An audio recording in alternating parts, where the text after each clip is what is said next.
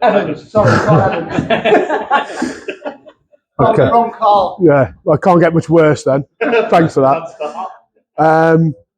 I've seen a few people stand up and do these without notes, and they've remembered everything. So I'm going to disappoint you all. I have got some notes which I'll be referring to, but hopefully it'll just keep me on track so that I don't waffle too much.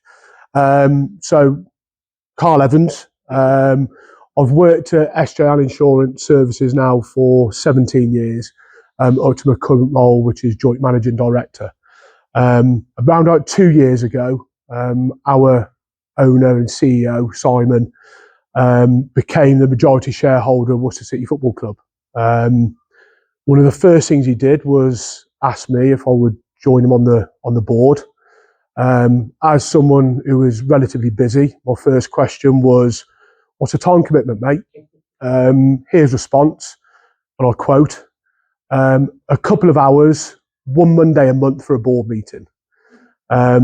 I could safely say that is the greatest example of overselling and under-delivering that I have ever come across. I now have a part-time job to supplement my full-time job, which is just what my wife and family needed. So why the move to Sixways? The football club, and some of you will know the history. We spent a lot of time playing away from Worcester. I think we used Agborough at Kidderminster Harriers, and we used the Victoria ground in Bromsgrove after selling St George's Lane. The club were running out of money. I don't think there's many non-league football clubs who actually have loads of money sat in the bank, in all fairness. And we decided, or we managed to sign an agreement to move to Claines Lane, which is owned by the Worcestershire Football Association. It was a great move to get us back into Worcester. However, the sort of problems that we've been coming across probably over in our 5 years that we've spent there really is around the fact that it is a ground which I remember it being a Sunday League pub team playing there.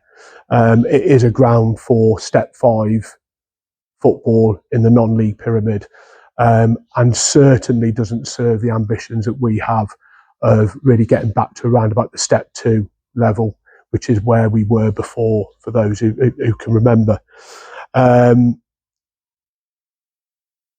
Last season, we ended up, because I think we had about 6 games cancelled, where the pitch was unplayable, and we ended up playing, I think, 3 in Malvern, and we ended up playing 3 or 4 here. Now, the financial impact of those are that we already pay rent on a ground at Claines Lane. We then pay additional rent at Malvern or at Sixways to play here. And then on those games, we lose all the food revenue or the beverage revenue. So actually the total cost of the club of playing away from home for our home fixtures, it certainly does add up. One of the other things I think that I've learned far more about in recent years is something called ground grading, which is something which in the non-league pyramid is much more relevant, I think, than in the higher echelons of football, where your ground has to be at a certain standard for the level that you play at. So it's been well publicised that Claines Lane, this season, with the promotion we got last season, we needed to put a new stand in, we needed to put turnstiles in, which costs us tens of thousands, all of which we have to pay for, and the WFA wouldn't pay for it because essentially it's not their problem. So when you add all of that, it became more realistic for us to be looking elsewhere, because not only, when I mentioned that work, to get promoted again, which is the ultimate ambition, and touch wood, we still do have a chance this season, we then would have to demonstrate how Claines Lane could hold 3,000 people when its current capacity is 1,400. So it just makes it really untenable for us to stay where we were to fulfil the ambitions that we had. So Sixways, I say, approached us.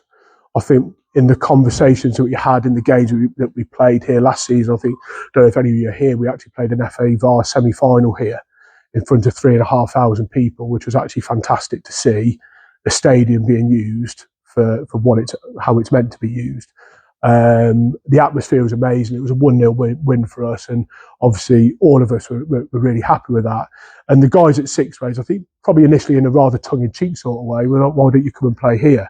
They know about the problems we've had at Claines Lane because we've had to move fixtures. At the time for us, they were a company really that was in administration. However, having worked with Laura Napper and Beth Reeder in the fixtures that we had here, and then meeting Chris Holland, the new owner, I think it really put our minds at rest. So we then decided and negotiated our deal to move here. I mean, some of the benefits are obvious. Some of them are a little bit more subtle. Obvious ones being we're playing on a 4G pitch and not a quagmire which doesn't drain at Claines Lane. So therefore, it's a lot easier to get a game on. We can plan much better for that point of view, and we won't suffer those losses that I mentioned earlier when you have to then move a fixture. It's not been as bad for us this season because what we've ended up having is we haven't had the same sort of cup runs as we did last season. So therefore, our Saturday's fixtures, which gets cancelled because the ground's frozen or it's too wet, are then being played on a Tuesday night.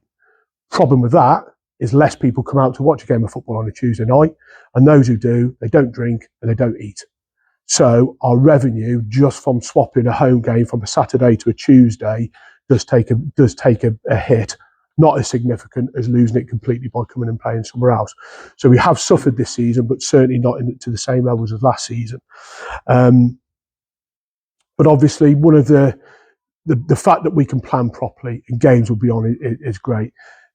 Another thing is whilst we've been playing away from Worcester, I think we've lost a generation of fans.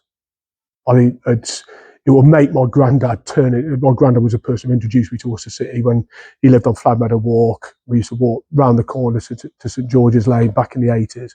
He'd be turning in his grave to know that there are young kids now who on a Saturday go to Foregate Street, get on a train, go and watch Kiddie Harriers and call themselves Kiddie Minster Harriers fans.